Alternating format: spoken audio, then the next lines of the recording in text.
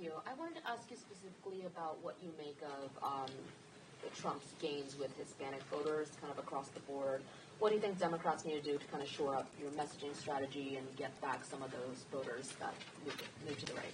Well, I think as Vice Chair Liu said, I mean, this needs to be based on data, and we're going to get a lot more data from the voter file in the weeks ahead.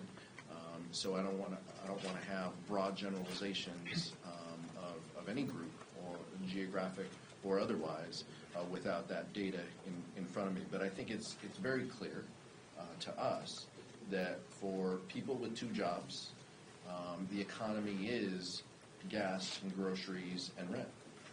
We need to speak to those issues. If we're going to be the party that speaks to our community members and the people working everyday Americans, then we need to speak to those issues.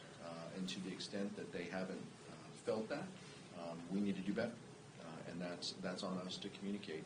But there will be time in the weeks ahead to have more conversations based on data on what we need to do, what the path forward is, and what we hear back from our members and our community.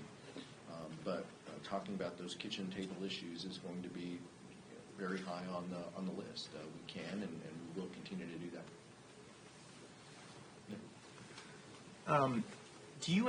Do both of you intend to stay on as caucus chair and vice chair in the elections next week?